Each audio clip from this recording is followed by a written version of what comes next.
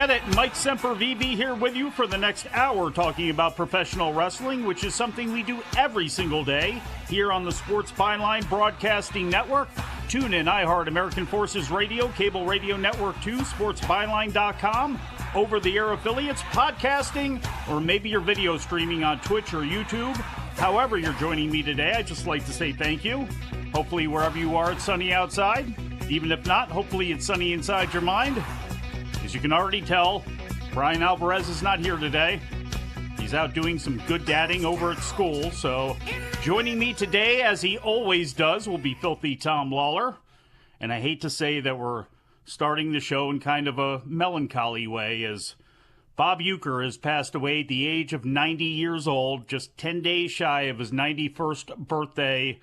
Uecker parlayed his ineffectiveness as a Major League Baseball player into a long career as a personality and a mainstream celebrity. For the past 54 years, Uecker has served as the play-by-play voice of the Milwaukee Brewers, but for many, Uecker was best known as a comedic actor. For years, he was a pitchman for Miller Brewing Company's light beer brand, and in 1989, Uecker appeared alongside Vince McMahon, Mean Gene Okerlund, Howard Finkel, and superstar Billy Graham for a wrestling-themed promotion called Light-A-Mania, which ultimately revealed Uecker playing the role of the Masked Marauder against Jesse the Body Ventura. All of those clips are available on YouTube, as well as all the other great Miller Lite beer commercials that Bob Uecker did over the years. In 1987 and 88, Uecker appeared at WrestleManias 3 and 4 as an interviewer, famously being throttled by Andre the Giant in one of the greatest visuals in promo history. In 2010, WWE inducted Uecker into their Hall of Fame, and he was presented in by his friend and former NBC Network executive Dick Ebersol. So, aside from the commercials, Uecker also became a TV and film actor, with his most famous roles being in the 1980s TV comedy Mr. Belvedere, and then as Harry Doyle in the 1989 comedy Major League, which is a great, great movie. We'll get into the wrestling when we get back from break. Wrestling Observer Live.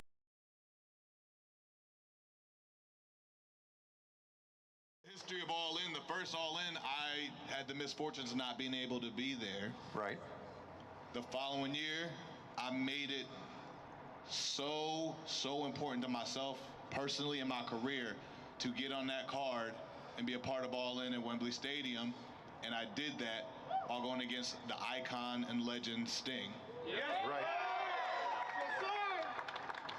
2024, I'm like, how do I do that and bring it up another notch? How do I take it to the next level? How do I progress?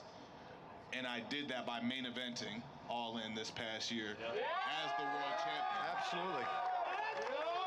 And making history as being the first black man to main event Wembley Stadium. How about that? How about that?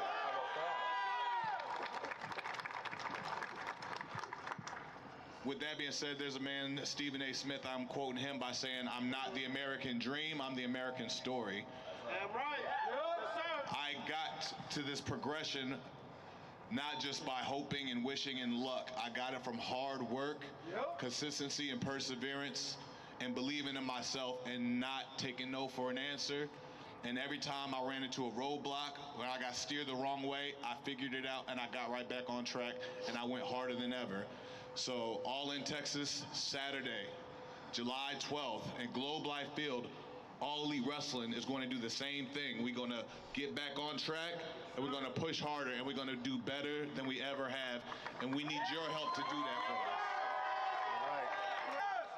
Now, as for my participation at All In this year, I don't know what that looks like. I don't know if I'll be able to wrestle at that point. I don't know if I'll be able to wrestle again, to be quite honest. But there's one thing that I can tell you for certain: I will be here. Yes. There is nothing that you could do to make me miss All In at Global Life Field. I walked in, and like I said, I got chills, and when I saw it, and when I remember All In last year at Wembley, and then the first All In that broke so many records, I walked in there. I'm like, there's no way that I'm gonna miss it. So whatever Tony Khan wants me to do, whether it's I could commentate with you. Why not? Absolutely. Yeah, sure. Or even just help him backstage. I'm gonna be there live to watch it because this is gonna be incredible.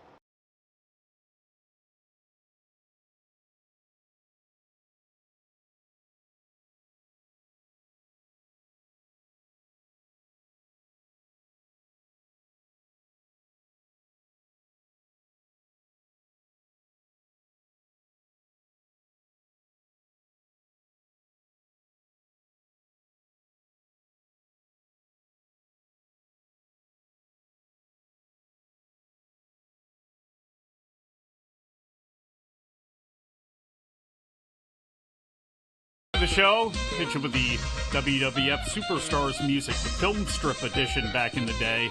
I'm Mike Sempervive, Filthy Tom Lawler's here as well. Jim Valley joins you on Saturdays beginning at 1 p.m. Eastern, and Andrew Zarian is here with you on Sundays starting at 6 p.m. Eastern. I'd also love it if you made the wrestling news part of your day. You can find it wherever you find your favorite podcasts, or head on over to thewrestlingnews.com and at Wrestling News AV on X and Facebook.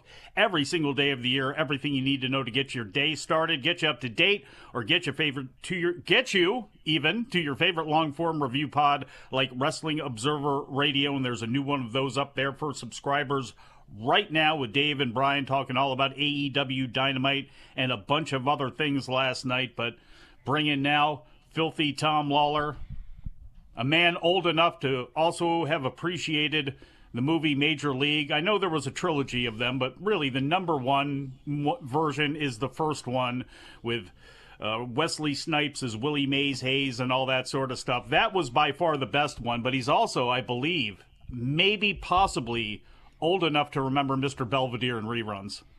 Oh, my God. I totally forgotten about Mr. Belvedere. What a throwback. Good God. Did you ever see that one? Did you ever watch that one at all, or did you know? I did, yeah. He was the dad, right? He wasn't. Yes. Mr. Belvedere was the butler. Yes, he was the British, I forget his name, but he was the British butler that got dropped in there on the Euchre family. I forget the name of the what they were on the show and everything. Yeah, I don't remember that, but far before my time. But I'll never forget Ball 4, just a bit outside. Yeah, and between just a bit outside and I must be in the front row, which I know goes back another era, but I mean, I gotta be honest, when I started to drink and, certainly over the age of 21 at a college age, I kind of gravitated towards Miller Lite because when I was growing up, you had all of these athletes and former athletes in the Miller Lite commercials, and Bob Uecker was always the comedic foil in almost every single one of them after all those years. So I guess, maybe the advertising worked, on me, but I always think about Bob Uecker again, great, hilarious, and then the interview at WrestleMania, I believe it was WrestleMania 3, where Andre is leaning on him, and he says something like, could you please get your paw off my shoulder or your foot off my shoulder or whatever it was, and then Andre grabs him, and Uecker had that comedy face anyway, and he just kind of starts shaking him, and Uecker going back and forth. It was absolutely hilarious. Yeah, the precursor to the Homer Simpson choke of Bart that is so well known was that yes. Andre the Giant choking Bob Uecker.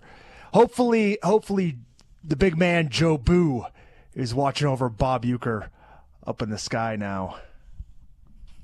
That's, the fact that he became the Allstate guy is something that still blows my mind. Pedro Serrano, who used to pray to Joe Boo for his bats in that movie. We can get into such a deep rabbit hole here, and I know we can't do that because we've got serious wrestling business. Yeah, and plus I've got to go meet up with Roger Dorn's wife in a little while, so.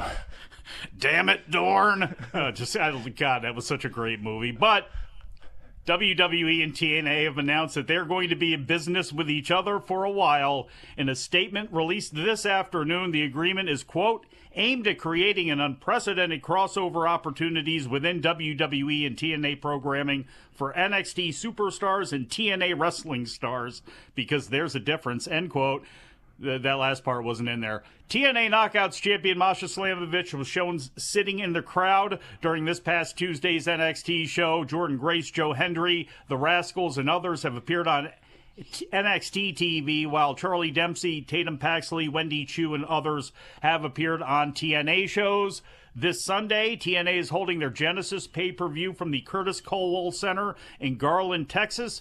And on Monday, Raw will be also taking place in the city of Dallas from a slightly larger building, the American Airlines Arena, but possibly maybe some crossover taking place, certainly some talks taking place backstage, surely. But what do you think about WWE and NXT or WWE through NXT extending the relationship with TNA? It's a lot of acronyms there. The NXT roster, if you look at it up and down, I think it's already been built on TNA in a lot of ways, especially to the viewership audience floating around there, those over 50 males. You know, do they need more TNA in NXT? I guess we'll see. But it does open the door for, NXT to use some people that perhaps, aren't going to be full-time members of their roster. They've already brought in, obviously, Joe Hendry multiple times, the Rascals, a guy like Hammerstone, So I think it's obviously beneficial for both parties. I believe that this TNA show has already gotten more tickets out than Ring of Honor did for their show in the Curtis Colwell Center. And I wrestled at, I believe it was Final Battle 2 years ago at the Curtis Colwell Center for Ring of Honor for the Pure title against Wheeler Yuta. And I believe that this show already has more tickets out for it. So TNA on the rise. Joe Hendry, will he get out of TNA without winning the TNA World title? He's got the match coming up against Nick Nemeth.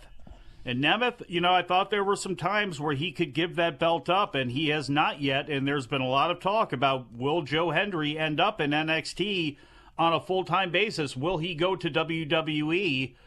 Any thoughts on, you think that's all just kind of a balloon that's being floated out there, and Joe Hendry's probably going to stay in TNA and maybe win that belt?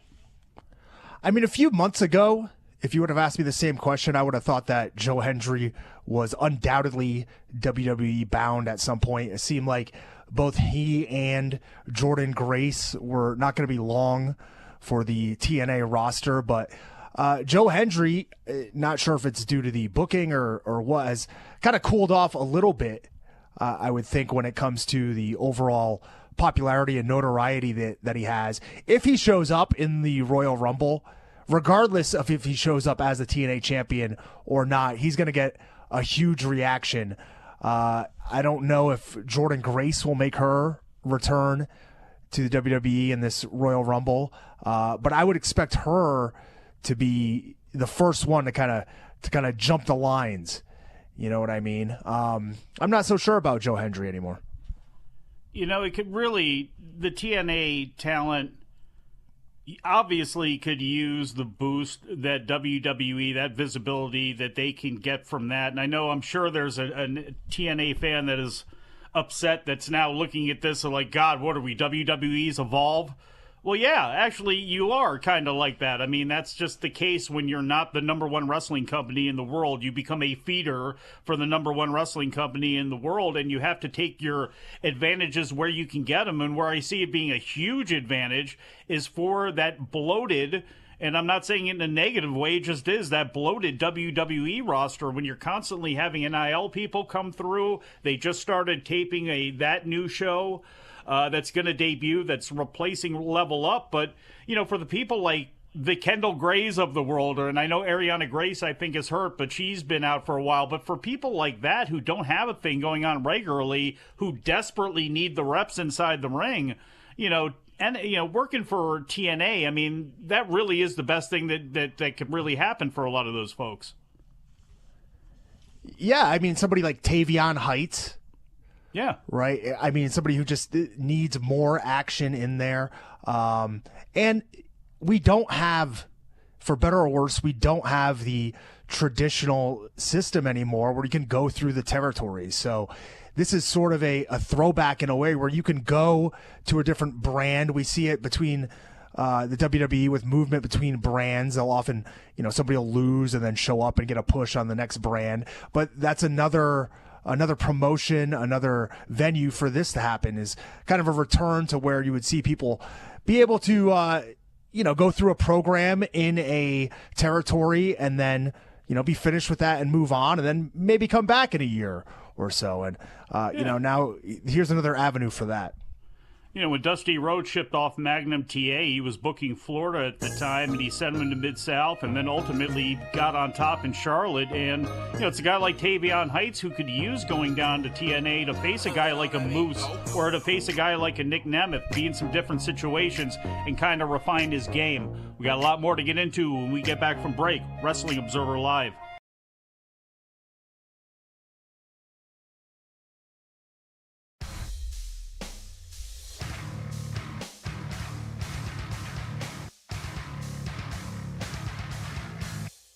There's 1, 2. Now he's got Bryan Alvarez. He whips him into the corner hard. Adam Firestorm following up, catches a boot to the face. Bryan Alvarez with another hard shot to the head. 1, 2. This is the most aggressive I've seen Bryan Alvarez today here in Portland Wrestling. Now he's got his knee across the throat. He's choking him, LC. Well, it's like this week Alvarez has something to prove, brother. Something to prove to his sweet little lady over there. Of course, Adam Firestorm with a big win over Black Dragon last week. Looking for another one here. There's a sunset flip. Is he going to go down? Yes, he is. Over he goes. 1, 2, 3. It is all over. Adam Firestorm with the victory over beautiful Bryan Alvarez here in Portland Wrestling. Now out Bryan Alvarez firing away with a boot. Action continues after the bell. Goes for the back body drop. No! Face first plant by Adam Firestorm.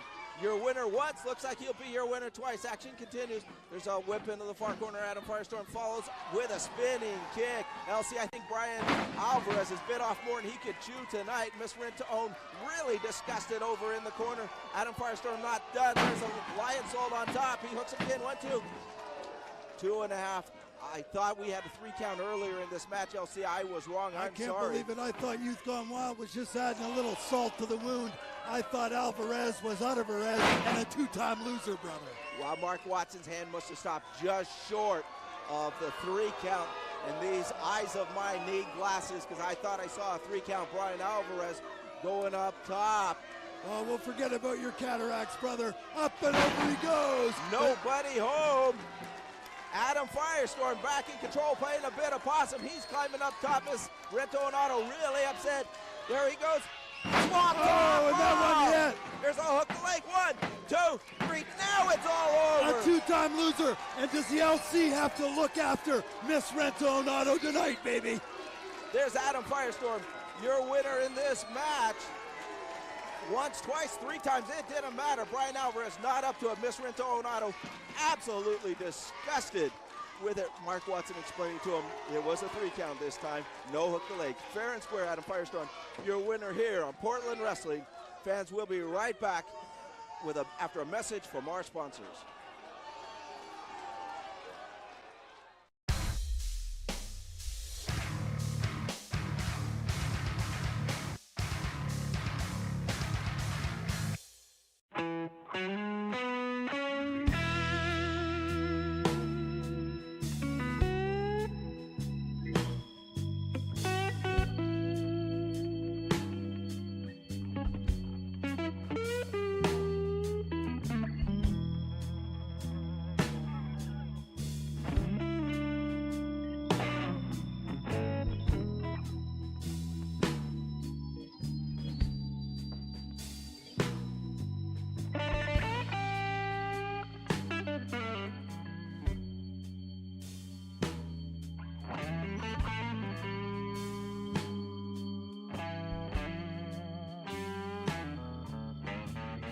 On the show, Mike Sempervive and Filthy Tom Lawler here with you. It's Wrestling Observer Live. You know what you can't get with an NXT and TNA relationship?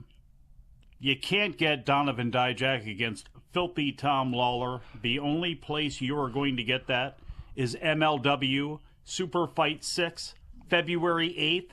Center Stage Theater in Atlanta, Georgia. Filthy, did you see the press release that got sent out about your match against Donovan Dijak? No, actually, I just saw the graphic. Oh. However, I could tell you that show, I'm sure, will be another in a line of sold-out MLW shows. Well, it should be, because the heat between these two fighters has reached a boiling point, promising fans one of the most personal and explosive grudge matches in MLW. It was a rivalry born in betrayal. The bad blood started at MLW Pit Fighters in September when St. Laurent shocked the world by publicly disrespecting and firing Tom Lawler following the main event. Adding insult to injury, St. Laurent immediately unveiled his newest client, the imposing Donovan Dijak, who unleashed a brutal assault on Lawler, leaving Lawler sidelined and on the injured list.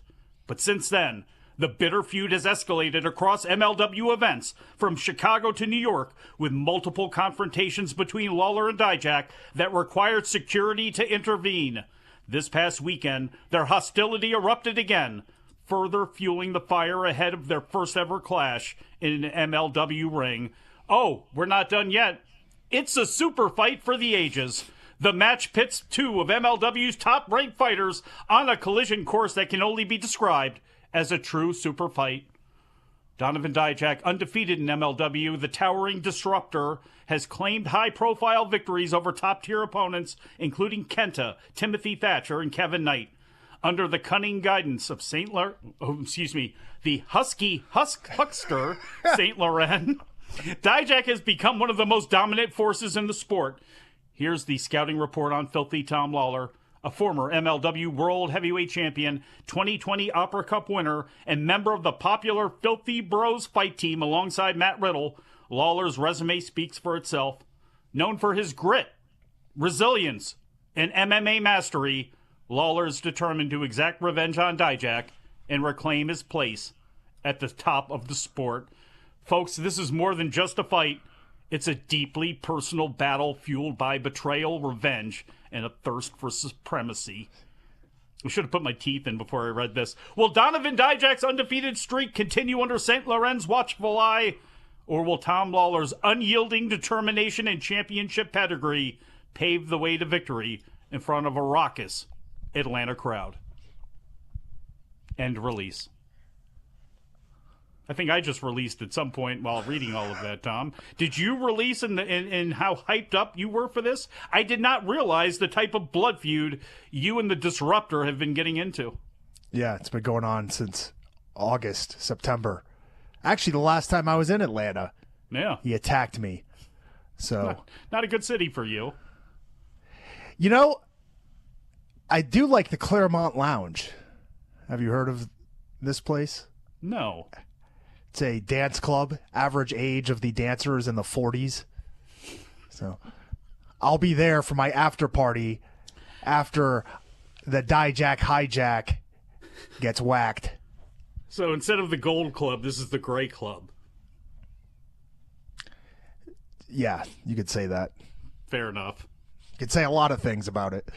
Could. But the less the better. And the less we talk about legal issues, and there have been a bunch of them in the news, there's been the Odyssey Jones deal and his ex-girlfriend. Might get into that. Tammy Sitch has petitioned the judge to serve her terms concurrently, or not to have them served concurrently and have them served at the same time. She's petitioning the court for that in the case of her killing a man in a DUI incident. But there is a update today on the Janelle Grant lawsuit, and that is the new federal judge in the case, Sarah F. Russell, has ruled that Grant's team has until January 31st to present her case to the court as to why she should be allowed to amend her complaint against Vince McMahon, John Laurinaitis, and WWE. The judge also decreed that the 6-month stay on the case, as requested by federal prosecutors, has expired, which is a win for the defendant's side, but also the judge temporarily denied the defendant's motions to have the case moved into arbitration.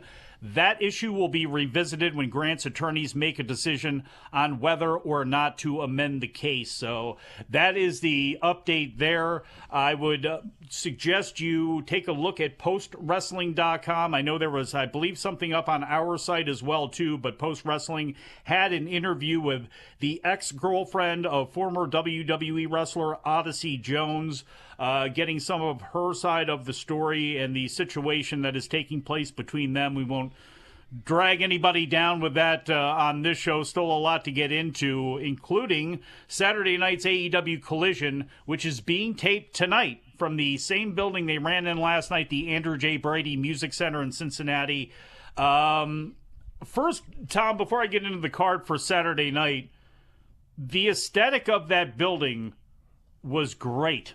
And this is another week where AEW production-wise, when it comes to the video packages, when it comes to how the building is presented, they still need to do work, obviously, when it comes to miking that crowd. And I don't know if that's, again, a TNT issue, because they've had issues with hockey and baseball that fans have complained about as well. So they may be SOL when it comes to that aspect of things. But as far as making the building look fantastic, I thought they did a good job, and a good job in picking out that venue that I guess they've been before. I can't recall them being there, but maybe ROH was there, but really did a good job with it.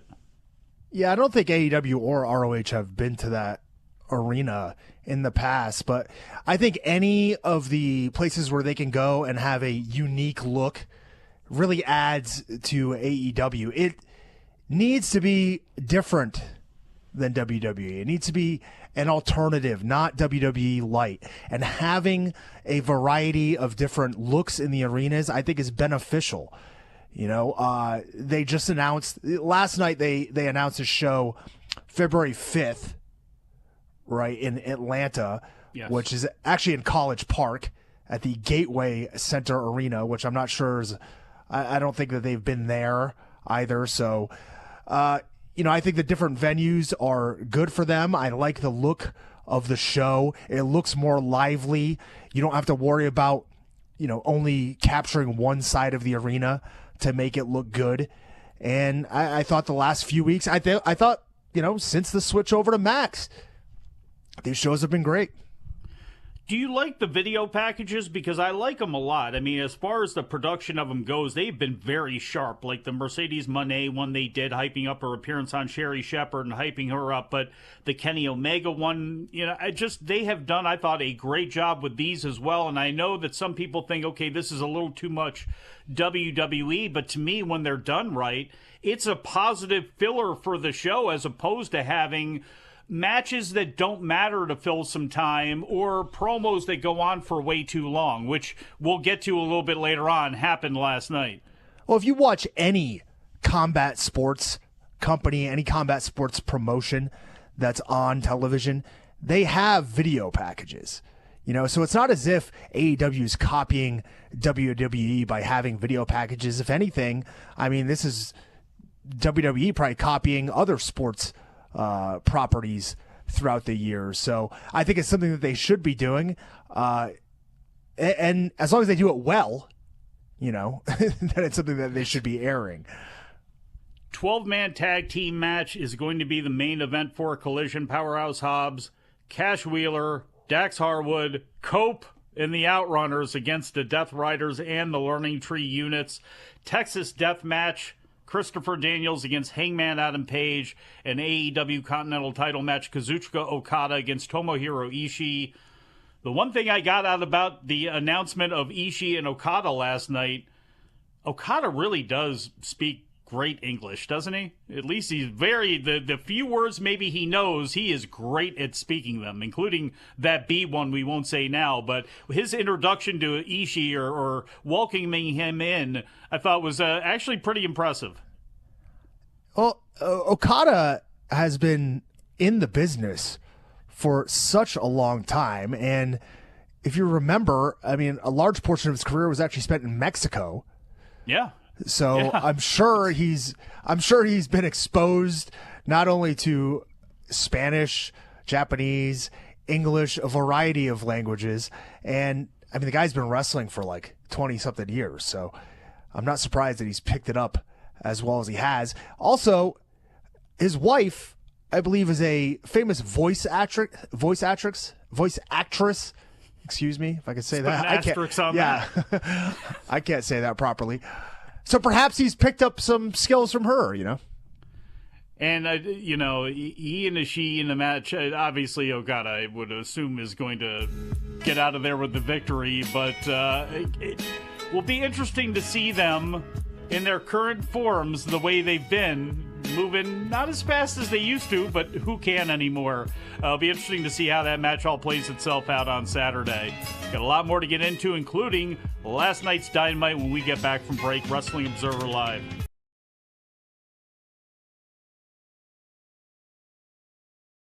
Granny, what's happening? What do we got for the wrestling report here today? Talk or something. Talk or something.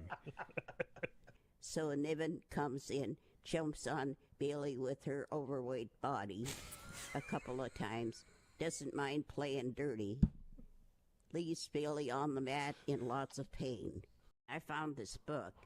It's called Limericks from the Heart. Is this a Lanny Poffo book? Let me finish this one. This guy's name is Lanny Poffo. And there are 335 pages in here. Can you guess what it's about? Smoking. Oh, Sean the Wizard. Have you read it? We read it every week for about 6 months. When I first started. Wow. Why don't we start reading some questions, and we'll see if we can spur some answers out of Granny. Shall we try? No, I don't think so. Let's try. Then you'll really find out how dumb I am. Granny, did you know there was a wrestling bear? No, and I don't care. All right. It's a bear that wrestled people. I still don't care. Okay. Is Granny frozen? Granny, you frozen? No, I'm ready to read my report. Your picture is frozen. It is? Yeah. Or you're doing a great job as a ventriloquist. Cody Rhodes versus Solo Sikoa, or whatever his last name is. Paul Newman is watching this match. And he's not on Cody's side. What's the matter? Absolutely nothing. Everything's great. You know, Cody did say that he was looking for a manager. I think him and Paul Newman would be a... What a handsome pair. Yeah. A dashing duo. That guy's a movie star, isn't he? Since you're on the phone, why don't we just jump right into your wrestling report and such, and then we'll let you go and we'll do Facebook without you. Can I lay the phone down and you guys, can you hear me? You can try. Why don't you give it a shot? Okay. Oh, boy. It's going to be a disaster. I can already tell. Can you hear me? I can hear you. That's all right, I guess. Go ahead. No, it's your segment. You're gonna read us jokes or your wrestling report or whatever. I see Granny has now put the phone back up to her ear. I'm just for now. Do you have the soaps or anything else, Granny, or are we is that it? I want to quit for now. Okay. Well, no more. Instead of suffering through the YouTube chat, click like and subscribe.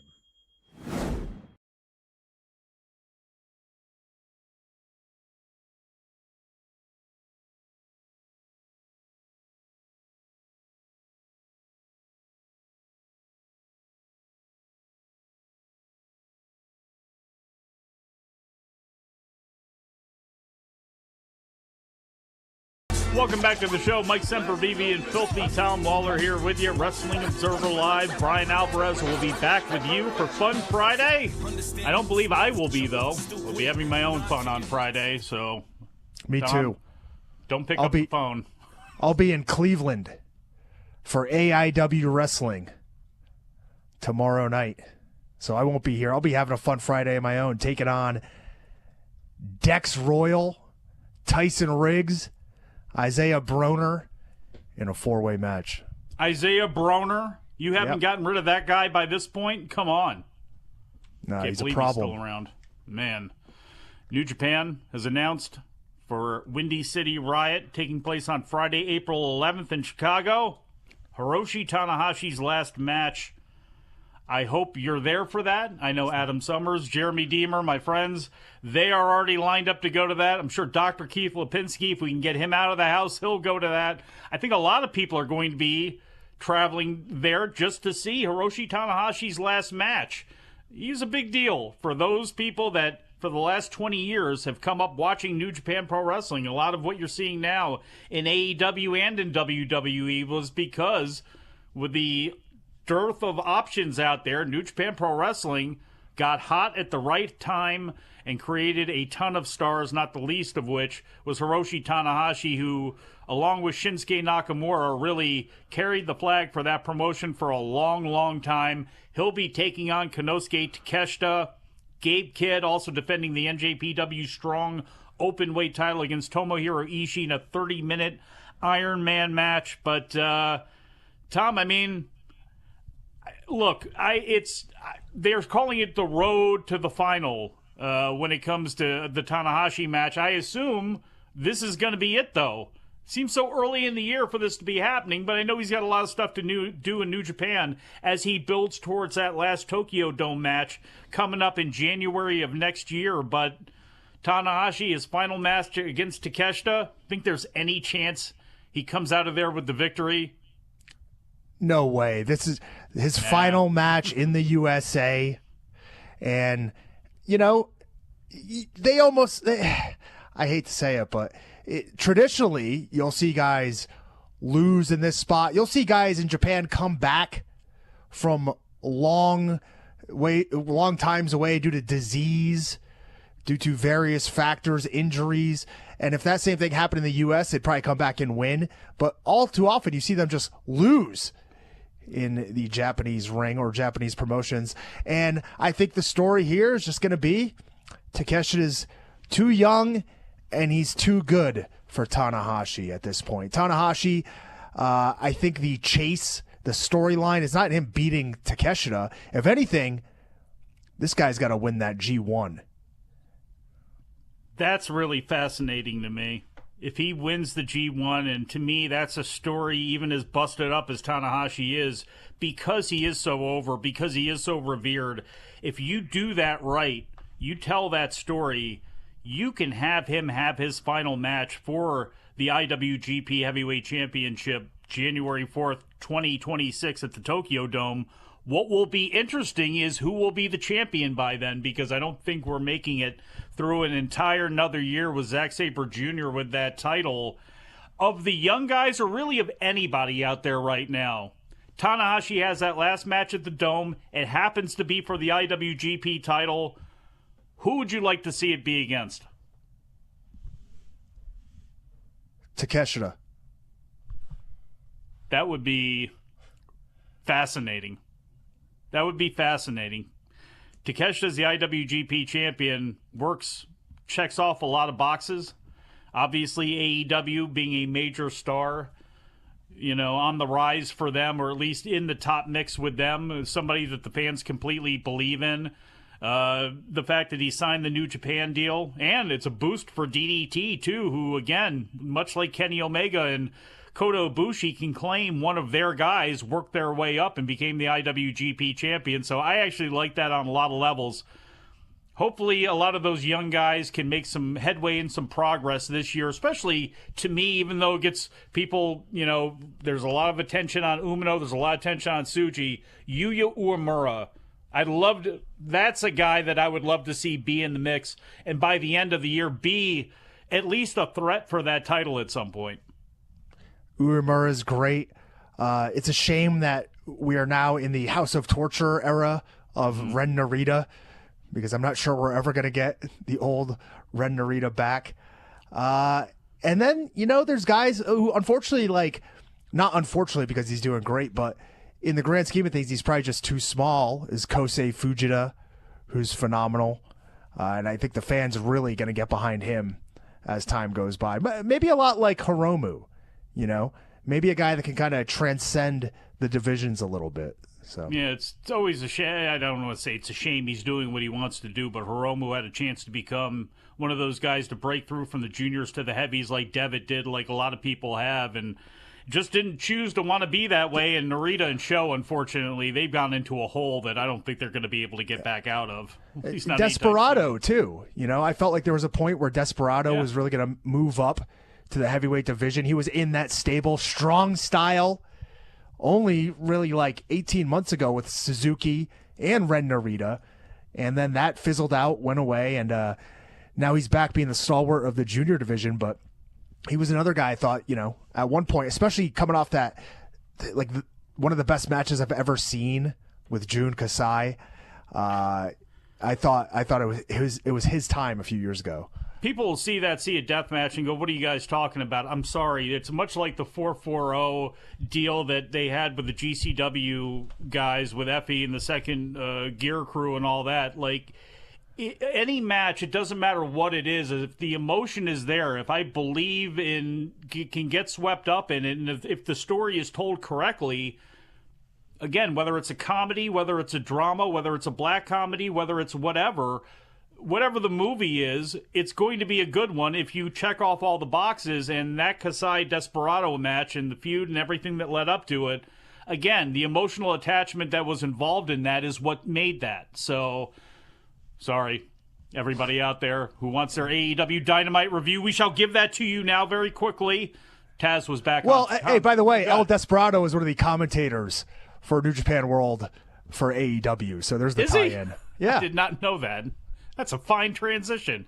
He'll never wrestle Taz because Taz ain't doing this anymore. He's just doing commentary, and boy, am I glad he's back. Ian and Taz and Don Callis should actually do all of the commentary all the time. I'd like that. But Kenny Omega defeated Brian Cage in his first match in AEW in over a year. We finally got heat from a manager at ringside that was not Nick Wayne's mom, as Don Callis actually attacked Omega during the match. One-winged angel in about 12 minutes for the win. Omega looked obviously really good. If you saw his match against Gabe Kidd, no surprise that he looks good coming back. After the match, Fletcher, Archer, and Cage beat on him until Will Ospreay ran down to make the save. That led to Takeshita coming in, attacking both of them, and the baby faces were left laying. What'd you think about the start? I think it's what you want.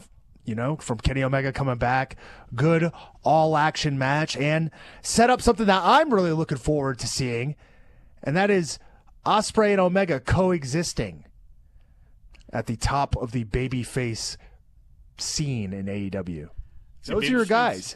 Yeah, well, that's going to be interesting to see what path Omega follows here leading into April, because it seems like all the advertising, everything that they've done visually when it comes to Okada and Omega, it's coming down to the April show in Dallas. So it's going to be interesting to see how they take both of those guys on that path, especially Kenny Omega, who's somebody that I'm sure a lot of fans wish could just be world champion right now.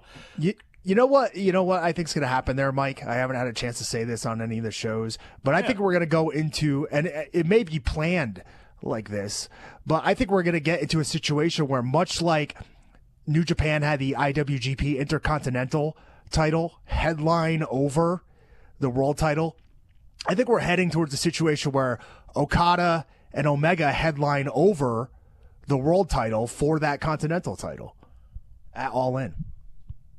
That would be really interesting, because I know a lot of people really like Okada and he's over to a point, but that would be interesting. Also interesting to see what the world title match would be by that point too, and if you put it like a notch down against that match, or you open the show with it like WWE will do a lot of the time with their two title matches. They would have one open the show and then one close it, especially before they went to 2 nights of WrestleMania.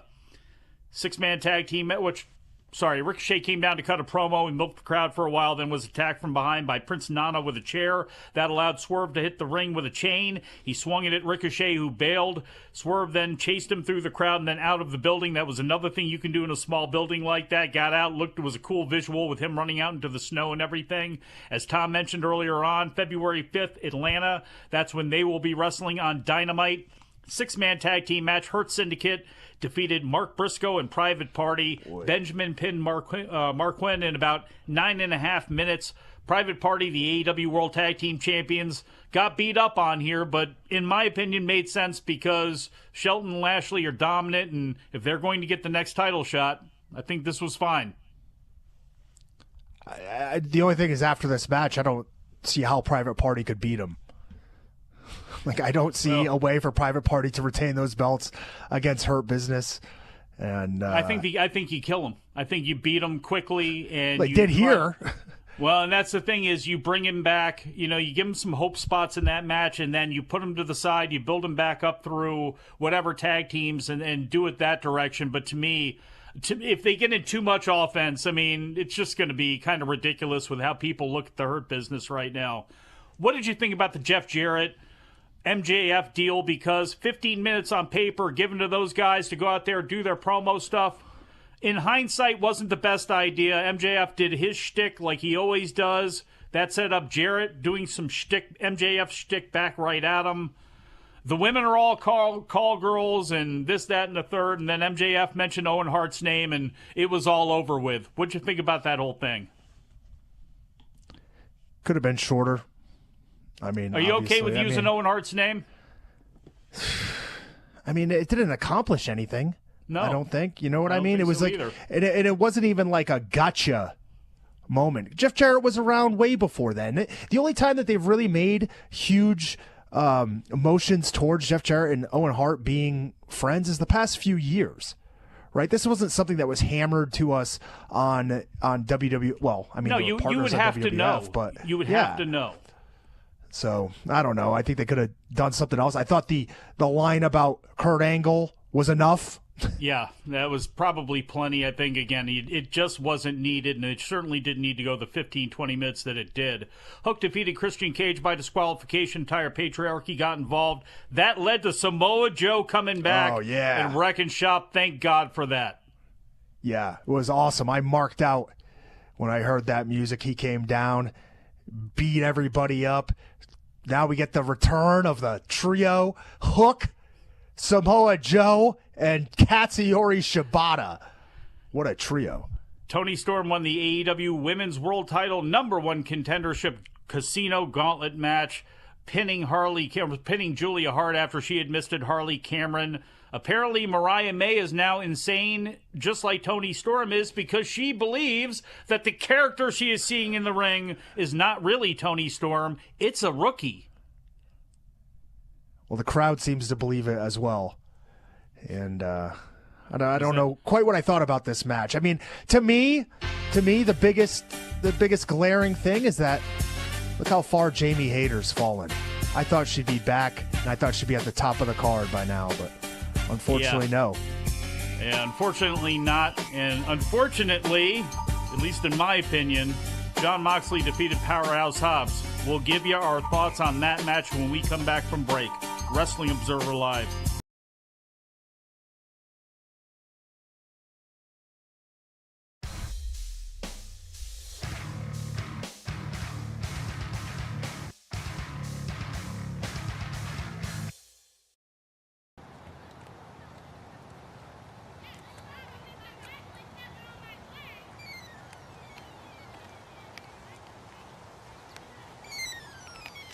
Green Hill. Hello. He's escaped. Do you know which way he was headed? Okay, thank you. Thank you very much. Shoulders.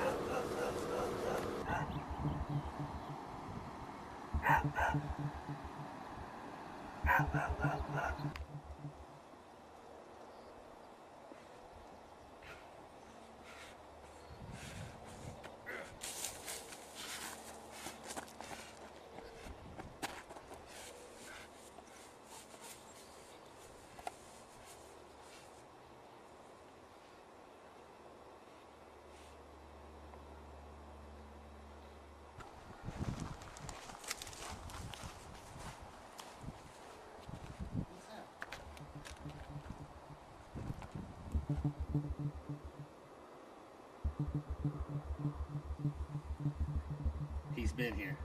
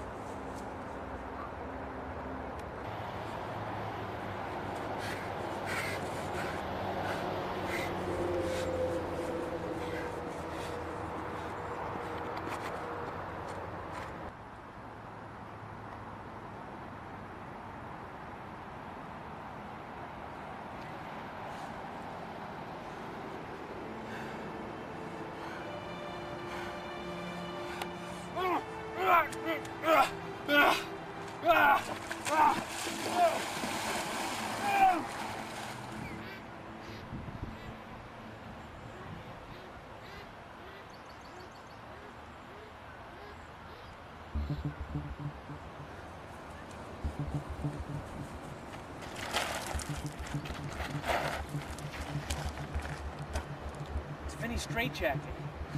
We're getting close.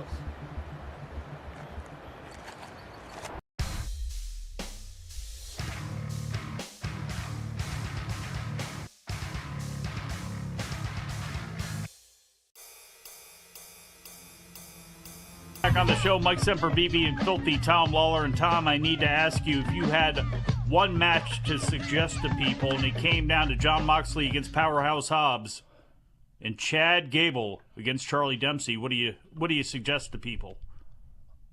I mean, as the resident speed reporter and supporter on the website and the Wrestling Observer, I was a big fan of Charlie Dempsey and Chad Gable in Speed. It's only 3 minutes, and I can't think of a lot better ways to spend 3 minutes, to be honest. If you're a fan of wrestling, you should check it out up on the WWE Twitter.